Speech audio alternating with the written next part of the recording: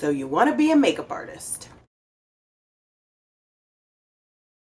This is a video that I've been meaning to do for a long time because it is one of the most asked questions that I get, which is, how did you become a makeup artist? I think the most important thing to clarify before I even start talking about it is that my journey is different from a lot of people's journey. There is no course on how to become a makeup artist. It's just something that you seek and find, kind of. So I could tell you about my journey and how I went about it, but it's certainly not to say that that's the only way to go about it or that that's how you should go about it. I decided that I was going to do makeup because I had worked for several different restaurants and bars down south that basically just shut down because the economy was so bad and we were going through a recession. So I showed up to work a few times and the doors were shut. I've never been to college. I've always been a kind of artistic person and always got a lot of compliments on my makeup. And if my first goal didn't work out, which was always music, I said a lot that I was going to attempt to do makeup. When I finally got it in my head that I really was going to go for it, I was confused, just like everybody else, about where to start, what products to get, who to talk to, all of those things. I knew that I knew how to do makeup on myself, but it's an entirely different thing to do it on somebody else. So fortunately, I had girlfriends that would allow me to practice on them. A lot of the times they ended up looking ridiculous, but I think that's the number one thing about doing anything, is to realize that you're not going to get it at first. You're probably going to be pretty terrible about it, but you have to be willing to learn from your mistakes and willing to fail sometimes. Sometimes you fail, but what do you learn from it? So after practicing and getting enough confidence to apply to work at MAC, that's what I did. I went to all of the MACs at the time I was living in Atlanta. I went to several different MACs and attached a photo of myself to my application, and I was wearing crazy makeup. And one of the managers got back to me from a MAC counter that was in a Dillard's department store, and she asked me if I wanted to audition. I said yes. At that point, I had done makeup on my girlfriends. I was confident, but I wasn't like super confident, so I basically had to fake it. That was the first thing about getting the job at MAC. The second thing about getting the job at MAC is that I couldn't find any of my friends who were available for me to do the live demonstration that it requires for you to get the job at MAC. When you get a job at MAC, you have to put makeup on somebody. They ask you to do like a day look and switch it into a night look, or add products to then make your day look into a night look. So none of my friends were available. This was my audition. I didn't want to mess it up, and I didn't want to reschedule it because I felt like it would look bad. So I literally beat my face to the gods and walked down the street in Atlanta from where the Dillard's was, asking random people if they would let me do their makeup for this audition. And a lot of people were like, oh, I like your makeup, but no. So I went into a Victoria's Secret that was also on that same strip and asked one of the girls that worked there if she would let me do it. She was a super sweet girl and was like, yeah, my lunch break is in a half an hour. I'll let you do it. So I explained that to my boss, that I just happened to find a girl on the street that let me do it. I auditioned and I got the job. I probably got the job. I wasn't even that good at makeup. I probably got the job really because I went as far as to find a stranger to let me do it. And I think she was probably impressed by that. So I would love to say that working at MAC, I learned how to do makeup, but I really didn't because I was only freelance. I probably worked for MAC for about 6 months, and out of that 6 months, I might have worked in the store about 16 times because freelance is different than being like It's the difference between being part-time and full-time. And it was very sporadic, the amount of times that I worked there. So a lot of people are surprised to know that I don't know a lot about the MAC product line. Just because I worked there doesn't mean that I got a heavy dosage of knowledge as far as the product line is concerned. I did learn a lot of things, though. I don't think it's really the bulk of where I learned how to do makeup. I pretty much think that I really learned how to do makeup from reading books, Kevin Aquan books, and also just practicing on my friends. Them being cool enough to let me practice on them. Although working for MAC was a great learning experience, and I definitely came out knowing more than I went in knowing, that wasn't everything. So I then, after that time period passed and I stopped working for MAC, I hooked up with a photographer. He was a student. He was just learning, and he would throw ideas at me and be like, let's just do this. Let's find a model. And that's what we did. I found him on modelmayhem.com. I put up 3 pictures of myself on Model Mayhem, and that's how I got some of the photographers that I worked with. Most of them were not paying. Something that is so important to know about any artistry, be it the music industry or the fashion industry or the makeup industry, anything having to do with the arts, is that if you are beginning, you most likely are going to do a lot of free work. And that is called paying your dues. You have to pay your dues before you can start charging people. Because you don't know everything. And most likely your kit is extremely small, and you shouldn't be charging $70 for a face if you only have 2 palettes and a few lip glosses. It doesn't work that way. So I was happy to pay my dues. I was happy to get some photos under my belt, to get some experience under my belt. That is really where I learned, from working with photographers. Also, I would buy as many magazines as I could.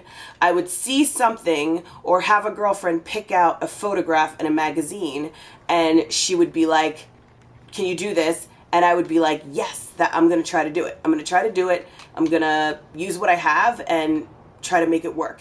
And that is personally how I learned, by doing and by also duplicating. So my first paying gig was, I was at a house party with some girlfriends, and I saw a girl at the party that was wearing like one of those bridal, you know, like when a girl is on her bachelorette party and she's wearing like the fake veil. She had one of those on. I had the balls to walk up to her and ask her who was doing her makeup. And she was like, oh, I don't know. And she was getting married like literally a week from them or from that time or something. And she was like, oh, I don't know who's doing my makeup. I said, you're not hiring a makeup artist? And she was like, I didn't really think about it.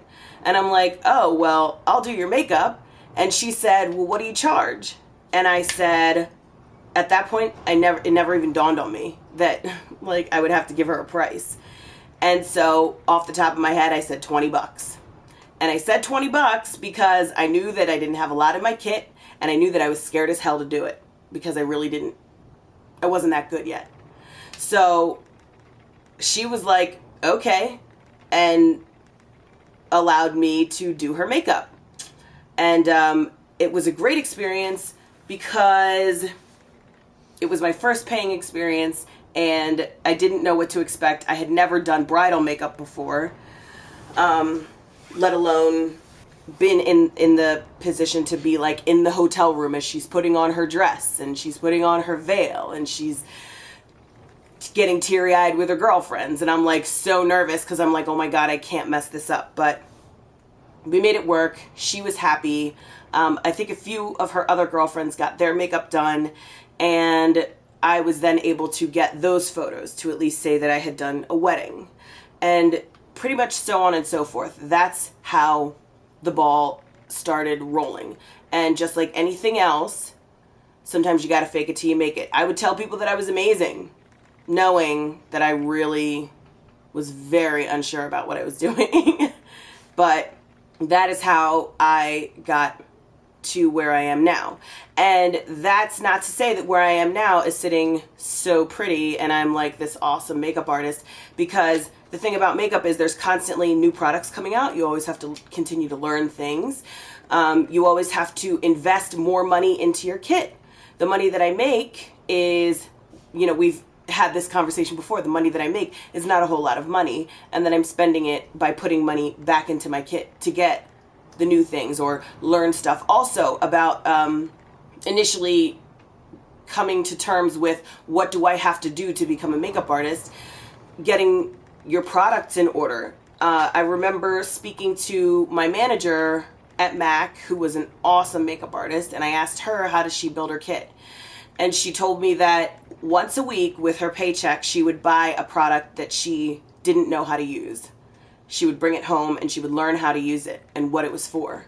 And I did that for a long while, where I would just go to CVS or go to different makeup counters and I would buy something that I didn't know anything about and then figure out how to incorporate it into my kit.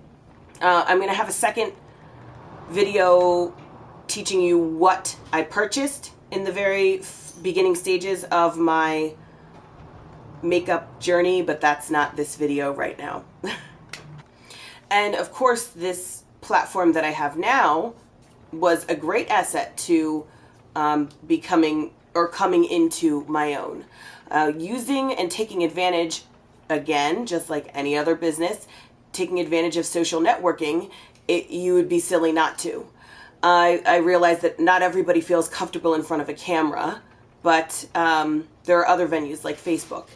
And when I first started doing makeup, I made the mistake of getting a personal Facebook page, and I wish that I never did that because I didn't realize that there was a limit to the amount of people that you could add to your Facebook. However, when I first got the page, obviously I just wanted to dedicate it to business and not like myself, so I put photographs of myself up on Facebook. Now, at the time, also MySpace was still popular amongst the makeup community. It's like this whole movement went from MySpace, you know, like people making tutorials and all this stuff. The movement started, in my opinion, on MySpace, and then people went to making live tutorials. So I gained a little notoriety by using social networking via MySpace, and then wasn't ready or didn't know how to make tutorials, but I started a Facebook. And when I started the Facebook, I spent hours on end going to different University of the Arts. I would look up a University of the Arts on Facebook, and it didn't matter what state it was. I would just friend request a ton of girls. And they would go on, look at my photographs, and be like, oh, I get it, this is what she does. A lot of them also responded, who are you? Do I know you? And I was like, no, but this is what I do. Some of them weren't interested, some of them were. And that's how I got into the social network thing.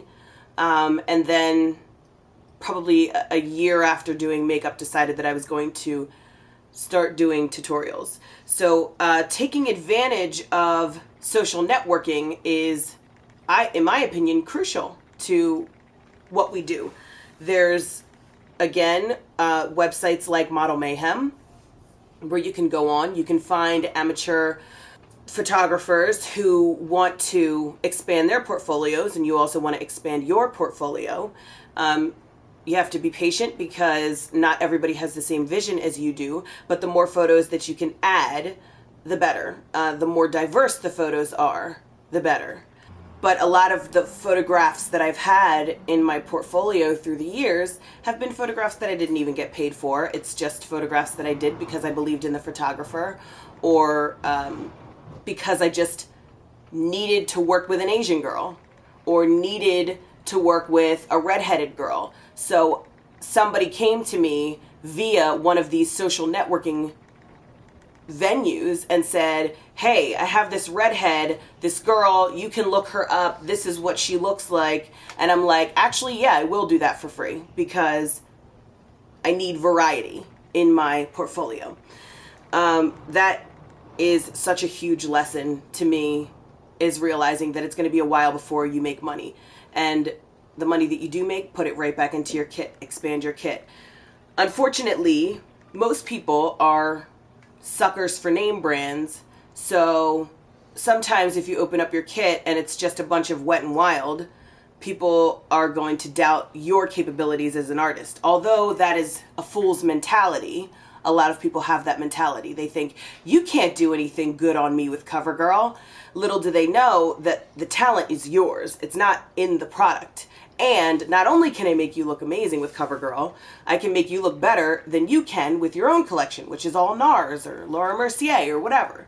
But people do like to see name brand. So when you're putting your money back into your kit, try to get some name brand stuff in there.